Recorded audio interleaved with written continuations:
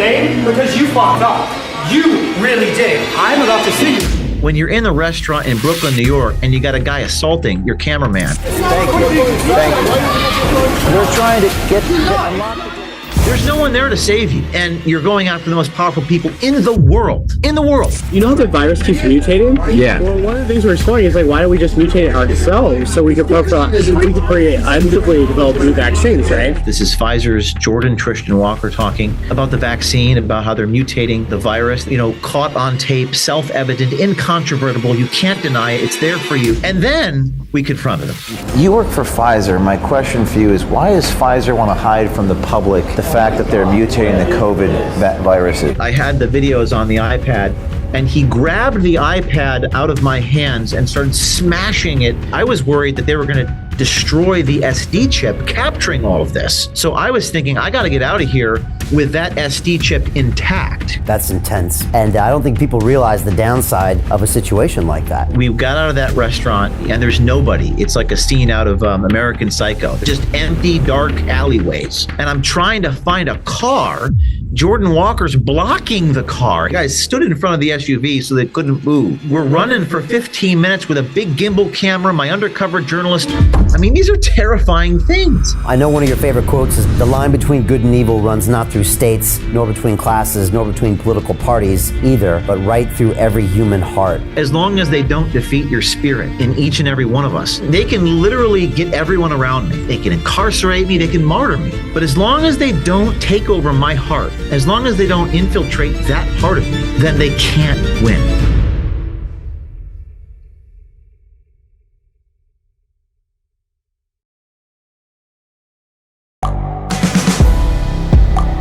The world is changing. Inspiration is everywhere. It has never been so easy to connect, share, and bring people together. We're learning from others and finding the best in ourselves. Challenging our beliefs. Sharing our vulnerability. Overcoming our fears. Transforming ourselves so we can transform the world. How far can we go? This is London Real. I am Brian Rose. My guest today is...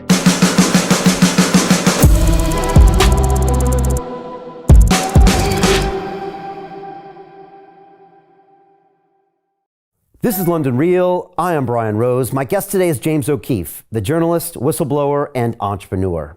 You are the CEO of the O'Keefe Media Group, which you founded after leaving your position as CEO of Project Veritas after your investigation into pharma giant Pfizer that was watched 45 million times in 1 week.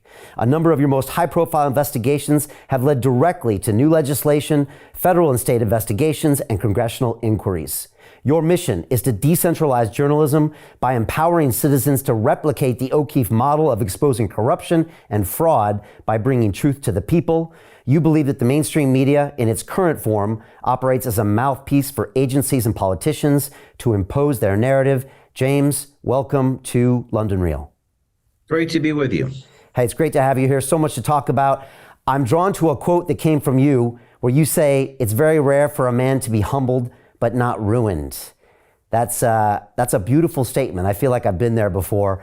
And how about you? Because you have really brought OMG up very quickly after leaving Veritas. How are you feeling these days? Oh, it's a mix of emotions, but I'm an optimist. And I think that quote, humbled but ruined. Yeah, I was deeply and profoundly humbled, being ousted by the company I founded. And spent so many years building.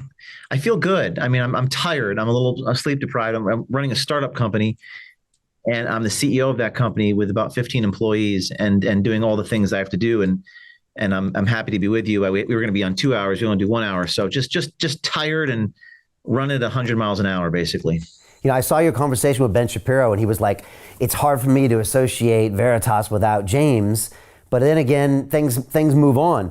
And so you've gone right back into startup mode. Does this remind you a little bit about the early days of Veritas? Or is it different because You're older, you're wiser, you know how to get things up and running quicker.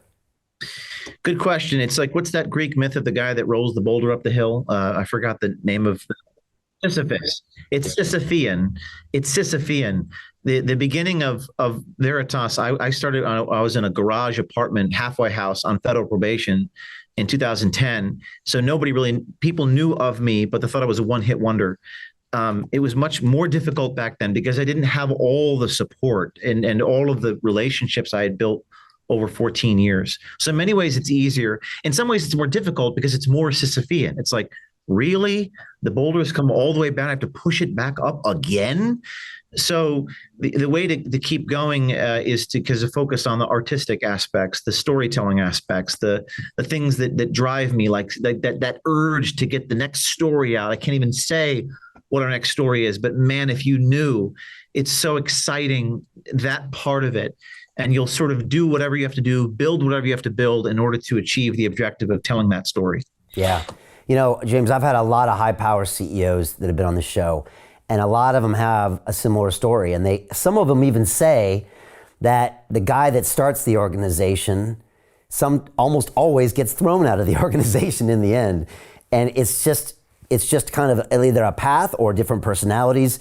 I mean, have you had some time to kind of think about that? Did you go through various stages when it all happened? Or how do you put this in perspective now? I guess it's only been about 4 or 5 months. This is like a 3-hour-long conversation answering that question. I mean, we're talking about Dr. Malone, who I had dinner with in Orange County 2 weeks ago at Mastro's, and he wrote this unbelievable essay, which I've quoted 3 times. It's called The Institutional Pathology That Took Down James O'Keefe. And I'm just going to quote briefly from it because it's fascinating. This is crazy. One would guarantee him a position of a fundraising opportunity and people want to support. How could he be thrown out at that moment in time? And it's sort of like this institutional pathology Malone describes. I'm quoting him. He said, this has all of the earmarks of a terrible institutional problem we've seen with boards. By the way, I'm not the only one. I can't believe how many people have messaged me from hospitals, churches, you know, the parable of Steve Jobs and all these sorts of things. The board develops a backwards looking focus, taking apart the success, wondering why we're taking these risks in the first place. They bring in the Goldman Sachs guy, like all that sort of business. And then people start conspiring to replace.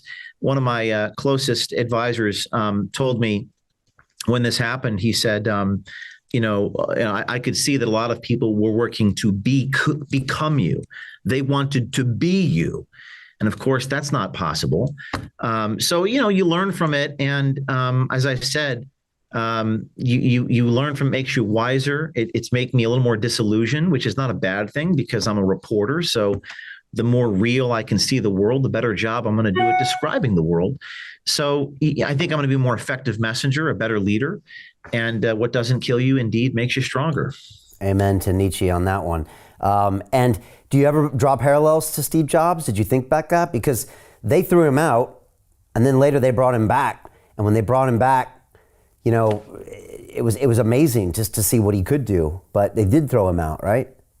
Yeah, and I can't, without getting into specifics or breaking confidence, I work with a number of business leaders that came to me and experienced something I went through, and the advice they gave me was, you're a boxing guy on the floor of the boxing ring, and you're at a 9 count, and you're bloodied. The psychological effects of going through this is I can't even put it into words unless you go through it.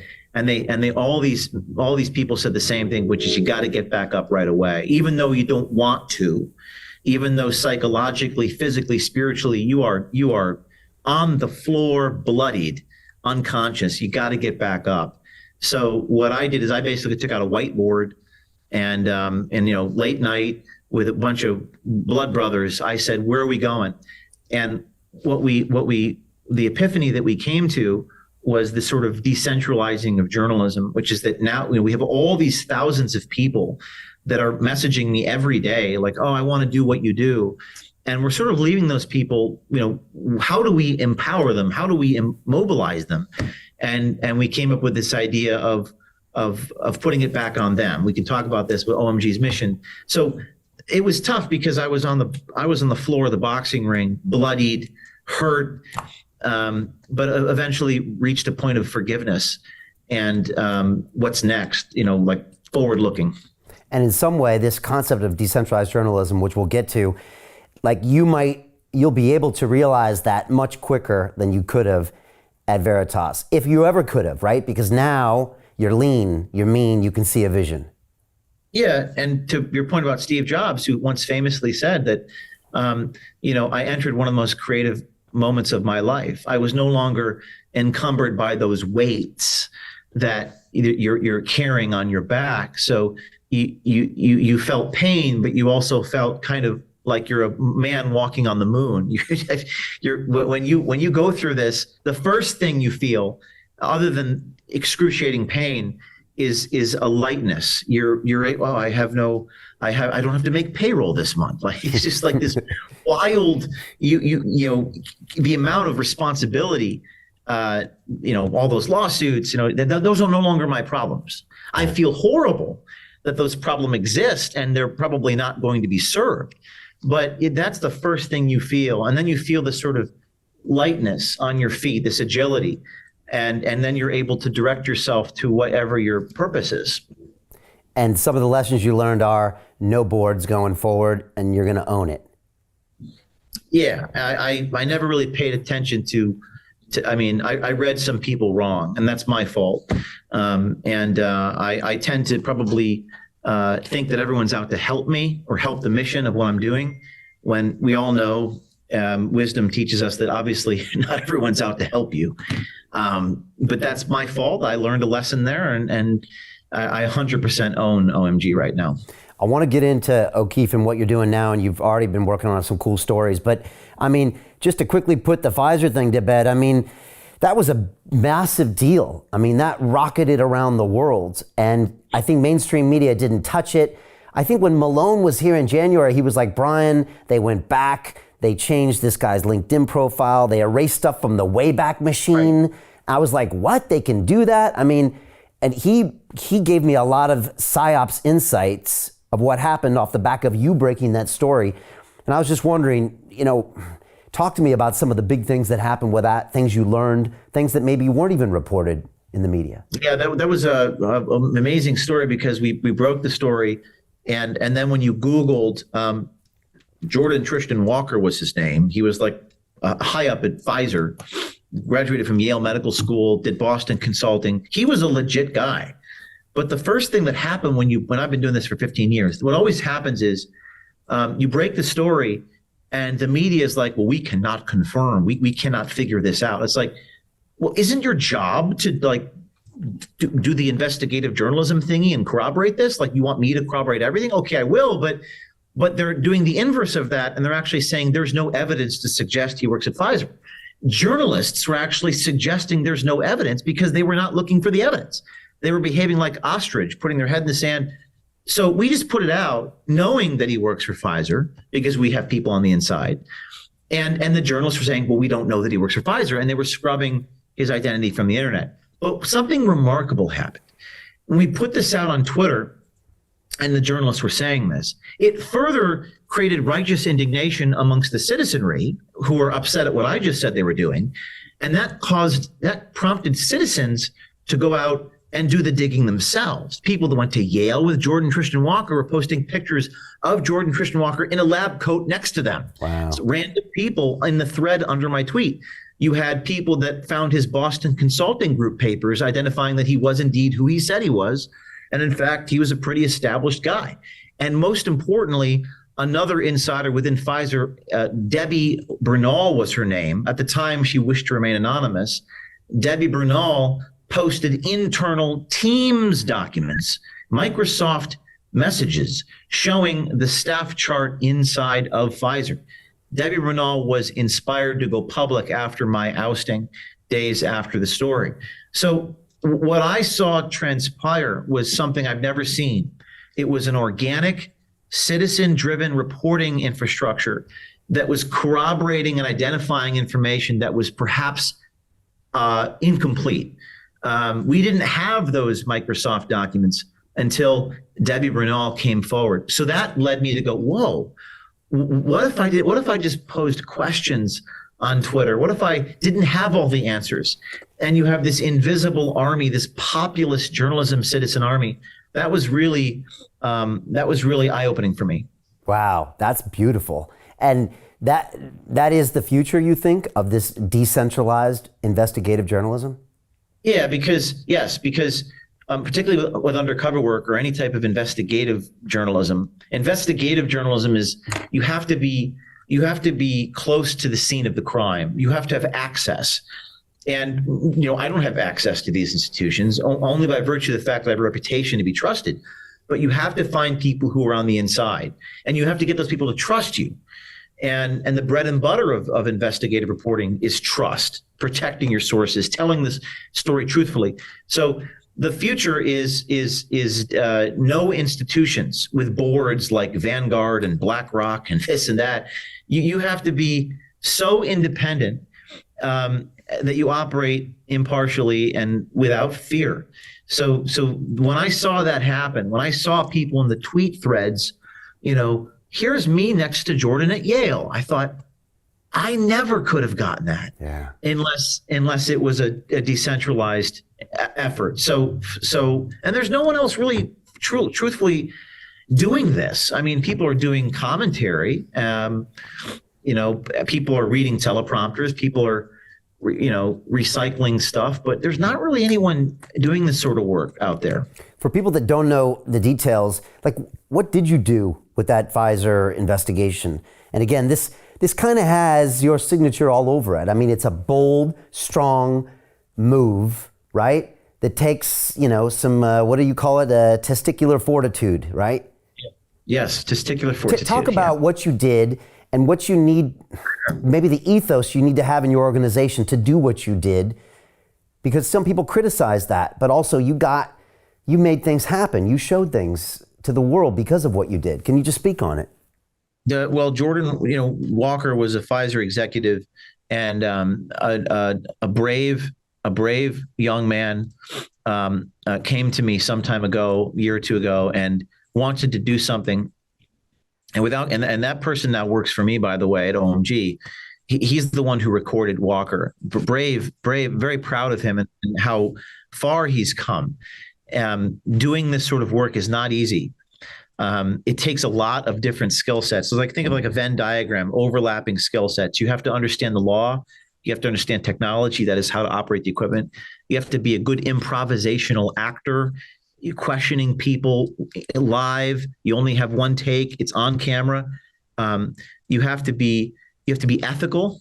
One of the things they say about us is that, well, I'm not ethical, but that they accuse me of what they're guilty of. They accuse me of doctoring tapes. We don't doctor anything. And you have to have all these skill sets in one person. So the guy that recorded this, very brave person, met with him and built a rapport with him and got him to open up about the vaccine, about how they're mutating the virus. This is Pfizer's Jordan Tristan Walker talking. This is something that Pfizer initially denied, but then Pfizer put out a statement, Faucian, in its non-denial denial. Like, we don't mutate, but we do mutate. This is what Pfizer actually said. It's remarkable that Pfizer actually issued a statement. Usually they don't. And they also said that this is Walker talking about the virus originated in the Wuhan lab, which is something that Pfizer would never say publicly. And they also was so narcissistic and, this is bad for America, but good for us. It was like a Saturday Night Live sketch of a stereotypical Pfizer executive if you and I were to script it. And it was laid bare and so honest. And you can see his face and his lips moving. And that's really what we're all about, which is sort of cinema verite. Caught on tape, self-evident, incontrovertible. You can't deny it. It's there for you. And then we confronted him. And it was like Chris Hansen, To Catch a Predator, where he says, is this seat taken? That's sort of what I do. Chris Hansen famously used to catch the predators and then sit down and they're in shock. And this guy goes through the 5 stages of grief in 2 minutes. If you haven't seen it's intense. It's intense. Yeah. I mean, that was just as important to watch somehow as what you caught him saying, right? Was like the reaction. And that's what people want to see because it's a form of accountability. They can't rely upon Congress to hold anybody accountable. They can't rely upon the courts to hold anybody accountable. Justice is often targeted at people in an unfair and un-American way. So this idea of like exposure, this idea of him smashing the device, which he took my iPad. I'm looking for a prop here. I had the videos on the iPad, and he grabbed the iPad out of my hands and started smashing it as if the only location of the video was on this particular machine. And he's on the floor holding onto the ankles of like the cameraman. I mean, it was riveting. It was, and most of the times, whether it's 60 Minutes, you know, Mike Wallace used to do this like 40 years ago before I was born, or I'm trying to think, Catch a Predator, which did it maybe 10, 15 years ago. These things don't usually happen. Like they're running away, they're assaulting you. You don't really see this stuff on network news. I think people want to see this sort of thing on network news. But yeah, man, it looked like a sitcom. It didn't look real. And it was very scary for my team and me. The reason why it was scary for me is not what people would think. I wasn't worried about violence. I was worried that they were going to destroy the SD chip capturing all of this. I was worried that it was going to be a he said, she said, and they were going to say that I assaulted him. And that was always my fear in that moment. So I was thinking, I got to get out of here with that SD chip intact because it's not being uploaded to a cloud. And these are the sorts of terrifying things that you go through, you know, living on the frontier of guerrilla journalism. Wow. You know, you mentioned like Mike Wallace in 60 Minutes, but they could never do that or would never do that. I mean, and you talk about this, like no one does investigative journalism anymore. And like when people saw you confront him in that bar, restaurant, whatever it was, it's like, I was thinking to myself, I've never seen anything like this. And yeah. Why is that, James? Like, why is nobody doing the stuff you're doing? I mean, obviously it takes some balls, but it takes more than that. Why is no one doing this? It's a great and profound question, and I don't want to sound self-aggrandizing, but like and analyzing my team, it's you have to be ethical, you have to be indefatigable. You have to be resilient. You have to be resourceful. You have to be industrious. You have to be creative. I mean, if I put all those qualities into a machine of 300 million people, what would be the output? Yeah. Now, can you teach hunger? Probably not. So you have to come to the table with the indefatigability that you cannot fatigue. And you're also on the frontier. In other words, you're operating without a safety net. When you're in the restaurant in Brooklyn, New York, and you got a guy assaulting your cameraman, there's no one there to save you. And you're going after the most powerful people in the world. In the world. These are not shrinking violets. So why would you do this if it's not for the right reason? If it's for the wrong reason, you're going to fail. If it's to be famous or something, good luck to you. You have to be a masochist. So you have to be motivated by a desire to go for the jugular, but not be bloodthirsty. Like you have to. So you got to find the right people. That's the first thing. And I mean, but I go back to that moment and many other moments like it in my life, where it's felt like I've been operating kind of without a safety net. I'm a spacewalking astronaut untethered without an umbilical cord, not knowing if I'm going to land on my feet. So I'm like, are they going to, the NYPD is on its way, by the way. Sirens are blaring. We know how that goes. New Orleans 2010, I'm arrested, falsely accused. My evidence was destroyed. And the media just parrots whatever the government tells them. And it's terrifying to operate like that. But sometimes you have to take the leap of faith and you got to go do it. And you might fail, you might be jailed, you might be defamed, but you do it because it's the right thing to do. And you try to find people who also operate that way. The problem being is if you got public recognition, people latch on to me because they too want to be famous. Well, good luck with that. It's not why you should sign up, but people do that. They They want to be involved because they want all the fruits of whatever you be influencer or get clicks. But that's not why you do it. You do it because it's the right thing to do. Wow, that's intense, really intense. And I don't think people realize the downside of a situation like that. I mean, you've had problems before where you got put on probation for going into that federal building and all these little details of the law then come bite you. And like you said, the police show up, you don't know what's going to happen. Not only can you not get your story, but this could be flipped completely around to where you're arrested. And even if you're not, if the media gets it one way, might not even matter what the truth is. It's such an important moment that we got out of that restaurant and we're on a cobblestone street in Dumbo, which is under the Brooklyn Bridge in New York City. And there's nobody. It's like a scene out of American Psycho. It's just empty, dark alleyways. I'm trying to hail a yellow cab, but there's no yellow cabs. The Ubers aren't showing up. It's whatever time, 11 o'clock at night, and the sirens are wailing, and I got my SD chip, and I'm trying to find a car. Jordan Walker's blocking the car. The guy, I don't know if you remember, the guy stood in front of the SUV so they couldn't move. So we're running for 15 minutes with a big gimbal camera, my undercover journalist. We are on the final frontier. I'm on the phone with my attorney. Hey, the cops are coming. I got to get out of here. He's like, get back up to Westchester County. I mean, these are terrifying things. And I remember one guy recently in my life said, very nice man, very good guy, very talented. He said, tears in his eyes. He said, James, I just can't take it anymore.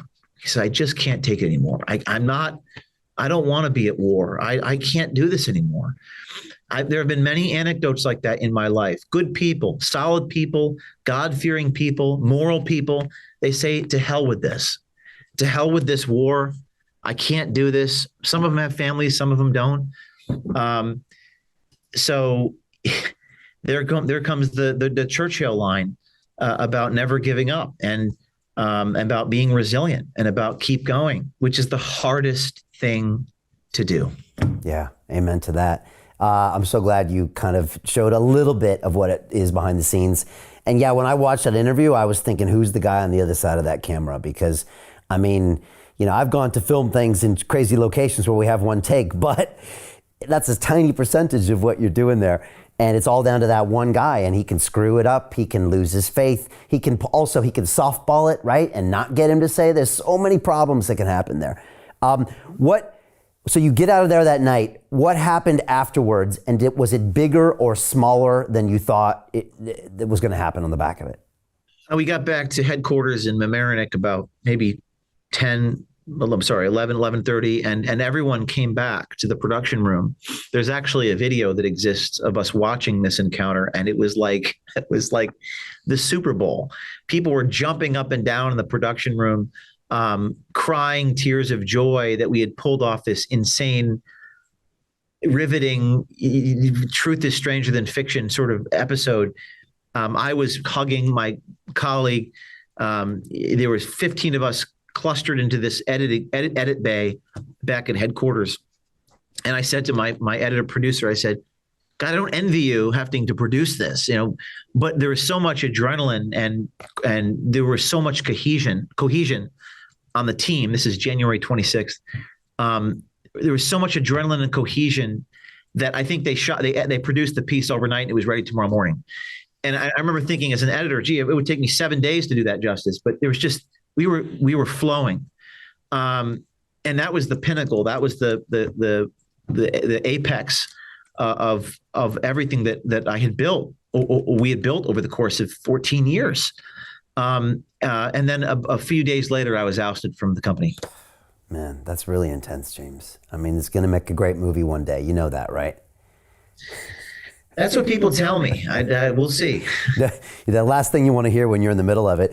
I think Malone had told me that maybe he saw it and then he called up Tucker or something, and then obviously then it blew up, and it was bigger than you thought it was, or did you think the mainstream media might actually cover it, or because they didn't? It was big because Elon Musk had let me back on Twitter just a few weeks prior. So I was banned on Twitter for 2 years. Wow. So without that, it might have been much smaller. It happened. Wow. Yeah, without Twitter, I mean, Elon is changing the world in his own way.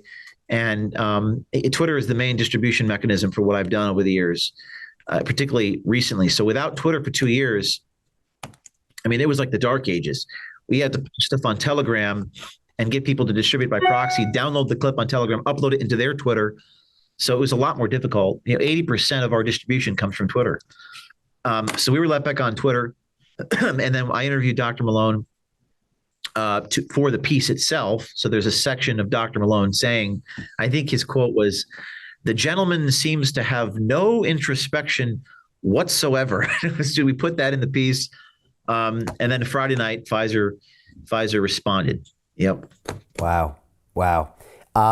Is that done? Is there more to do with Pfizer going forward, or I guess maybe you couldn't say. Yeah. Oh yeah. I mean, first of all, Debbie came out in on stage with me in March. Very inspirational. She said that she was targeted. They had vans parked outside of her home.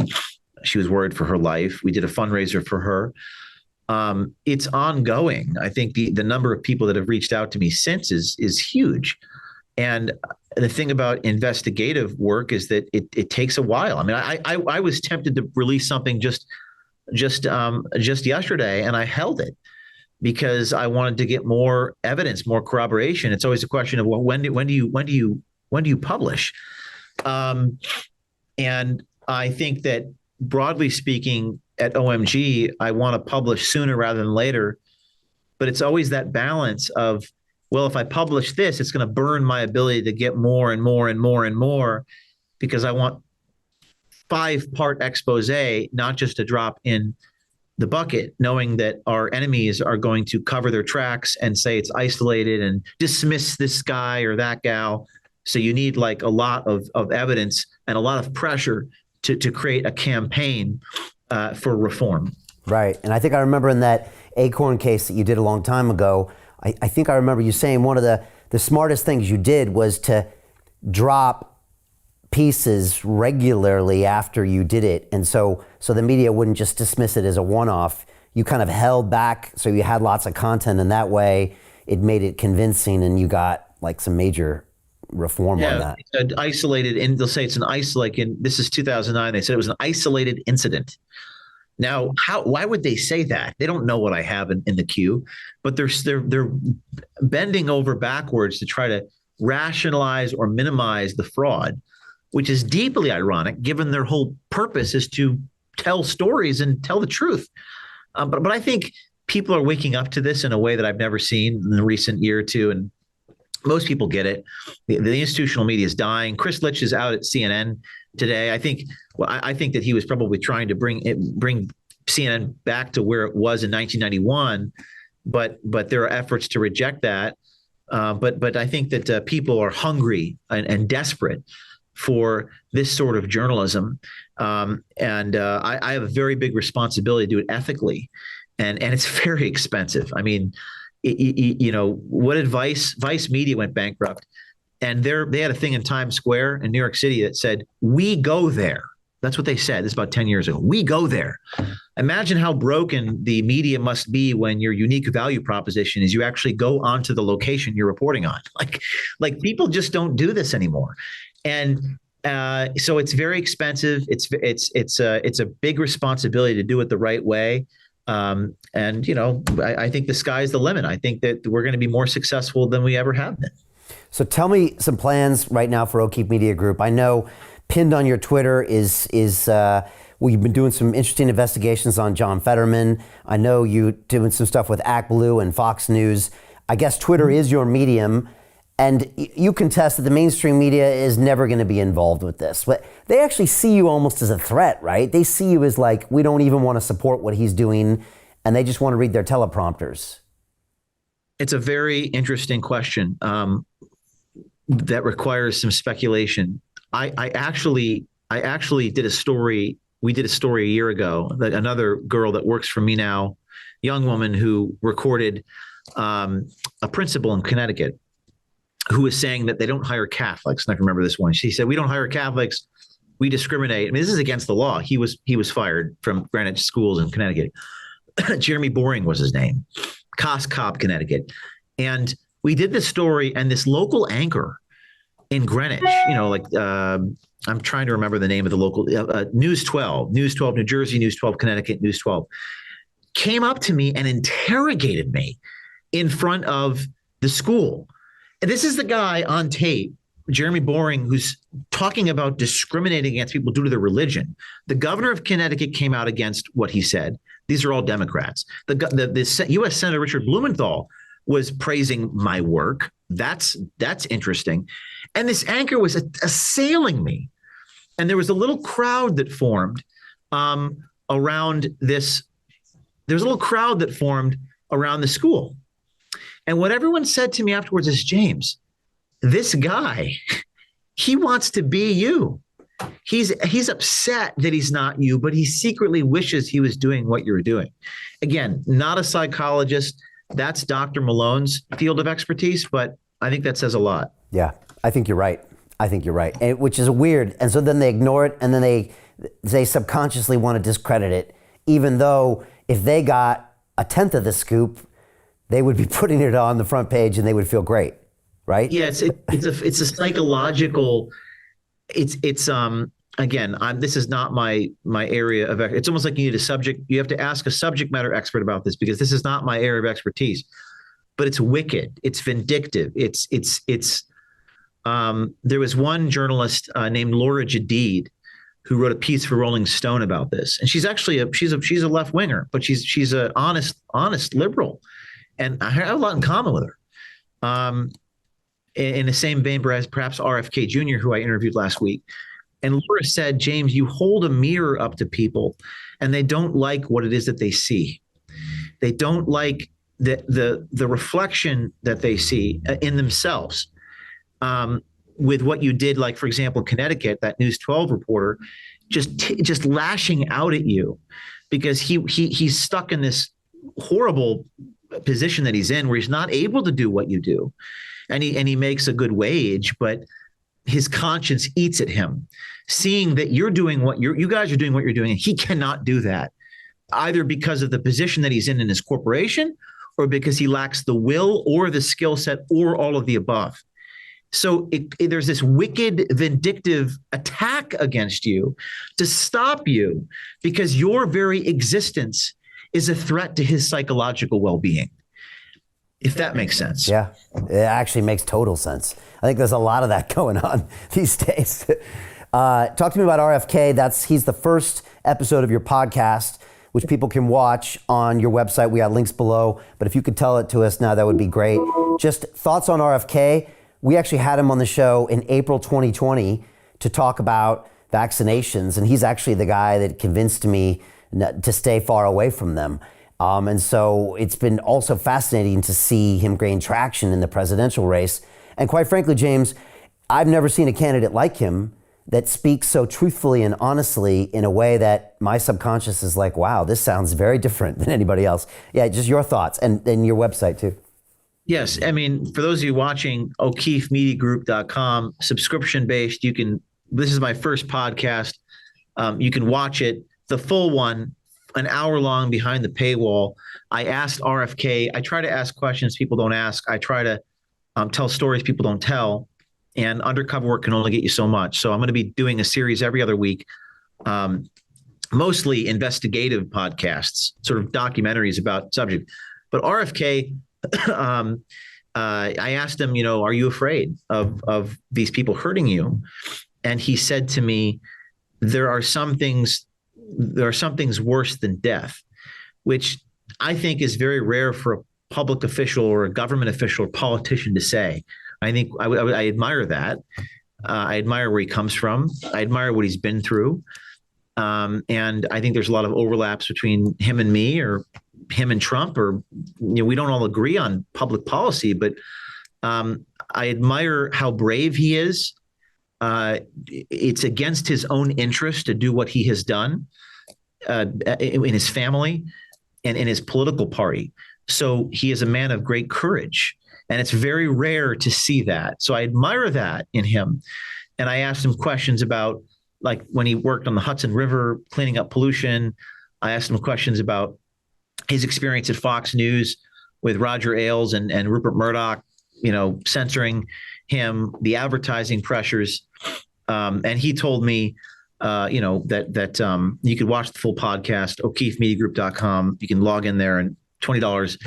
He said, when you go after Pfizer, you're really going after the Department of Defense and how these organizations are linked. At first glance, it sounds crazy. But doing what I do and getting raided by the FBI, and the world isn't what it seems. And we pledge allegiance to the flag. We believe in these principles of this country. We'd like to believe, in these principles. But you go through these and you realize the forces you're up against. So we talked about that, and he's a fascinating man. Yeah, he really is. He really is. I've been deeply impressed by him, but he was so blocked out from the media, and the anti-vaxxer and all that was so hard against him the last 2 years that they literally kind of silenced his narrative. But now that he's running for president, I feel like more and more people are actually listening to him and realizing that, wow, there's a lot here. He did a Twitter Spaces with Elon the other night, and I could just feel people hanging on his word. And I could feel, maybe I'm wrong, but I could feel everybody thinking, God damn, this guy is really well versed and really understands the intricacies of government over the past 40 or 50 years as like a historian, even to a certain extent. Yeah, I asked him, is it worse today than J. Edgar Hoover? He said it's more insidious today at the FBI. I think he's probably right. But I think there's like a Streisand effect happening where the more you get attacked, the bigger I know it's a cliche, right? But it's happening like exponentially. So even with what I've been through, like the more you get attacked or even ousted from your own company, it actually is probably people trust me even more now. I mean, it's kind of on brand, isn't it? You do a story on Pfizer and then you're thrown out of your company. It's like, it's really horrible timing that they chose to do it that way. Really stupid timing. If it's not a sign of compromise, then it's certainly a bad, horrible decision to do that, because it suggests something. And I think with RFK, he's blowing up because, and people on the sidelines, is he going to, people are watching, they're observing from the fence. I call them fence sitters. Even with me, like, is O'Keefe going to be okay? And then when you see that O'Keefe is okay, I'm going to wade my toe into the pool now. I think most spectators agree with what he's saying and want him to succeed, but they're afraid to say so or do so. They're waiting to see how it all shakes out.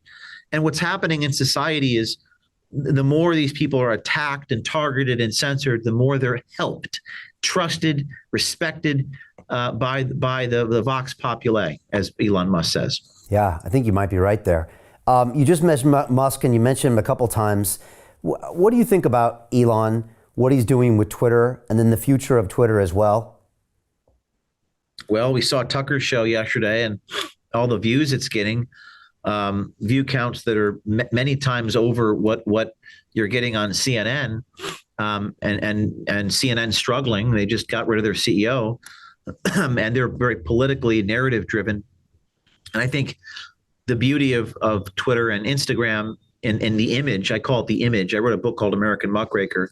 There's a whole chapter just about the image itself, the philosophy of image, is that when you see something unfiltered, when you see a visual video that's not pre-scripted, that's not watered down with advertising coercion and editorial masters, when you just see a camera aimed in any direction, it's usually going to be more honest and unfiltered. And I think Twitter's medium, if Elon says is true, that they're not going to censor people, that's a game changer. That could change the world. We'll see. I mean, we shall see whether that promise is lived up to. Yeah, if it does, it's a big move. It's interesting, like you said, when you really learn where all the cooperations were. And like, just as a quick aside, I had been broadcasting for 9 years from this studio, having conversations with all sorts of different types of people. And then on April 6th of 2020, we had the second largest YouTube live stream in the world, 65,000 people watching it. The biggest one that night was Trump's coronavirus briefing. And 30 minutes later, YouTube deleted and banned my video. And I'm telling you, James, I thought it was the weirdos that got censored. until it happens to you. And then you go down this dark, hole, and I start to learn what it's like to be at the tip of the spear, and how strangely a technology company like YouTube cares what I say, or if someone says something about a mask or a PCR test, and it goes deeper and deeper and deeper. And then to continue watching the rest of the episode for free, visit our website londonreal.tv or click the link in the description below.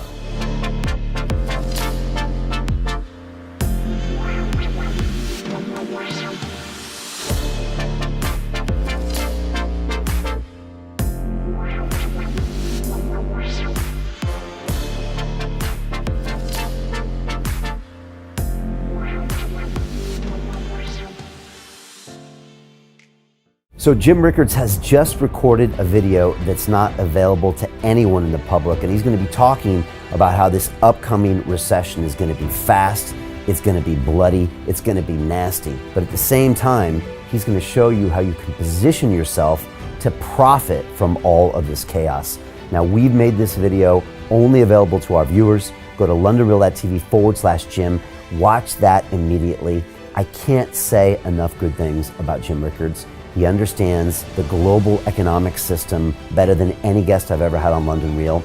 His predictions are almost uncannily true, and you can learn how to profit from his vision, from his expertise, and his understanding of economics. So go to londonreal.tv/Jim or click the link below. It's an excellent, excellent look on what's going to happen in the future and how you can position yourself to profit from that. Jim is one of the best in the business, one of my favorite guests on London Real. And he's very, very good at predicting the future and showing us all to profit from it.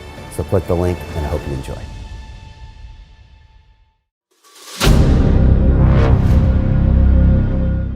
I'm looking for partners, collaborators, colleagues who want to join forces with me around the globe and create real value, generational wealth, and financial freedom for everyone else around the world.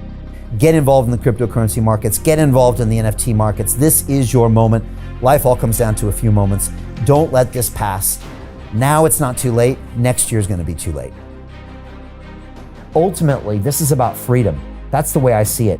This is about giving power back to the people and enabling billions of people worldwide to use the financial markets to improve their lives and those of their friends and their families and their communities. Honestly, I think it's a violation of human rights not to allow people basic access to financial services. Because right now people are being kept in the dark, they're being robbed of education, and it's a travesty. And so I'm looking for people that want to join me and be a part of this solution. And that all happens inside the DeFi Academy. The gains my students are making are absolutely amazing. Double, triple digit gains in the first month alone. That's amazing. This will change your life. Now is the time to get involved. I'm going to tell you exactly how my students in my academy made money in the last 30 days. I'm talking about real trading results. And let me just whet your appetite a little bit. Let me hit you with some numbers. I'm talking Brendan from New Zealand is up 68.77% on the month. Steve from Europe up 83%. Albert in Singapore up 169.9% on one single trade. I got Susan up 153% on her call options alone, also rocking 139% returns and 442% returns as well on individual trades. These are people that are changing their financial future in the last 30 days, but it's based on trading discipline. I've graduated over 500 students from inside my academy from over 54 countries around the world. It's amazing. When it comes to crypto, DeFi, and blockchain, we love this space. We truly believe it's the future. This is down to our core. It's authentic to what we're doing, and everybody can tell through the camera because you can't make this stuff up. If you're watching me now, wherever you are, I implore you, take 60 seconds right now and join my academy. Apply today. Now you've got a chance. Life all comes down to a few moments. What are you going to do? What's the choice that you're going to make?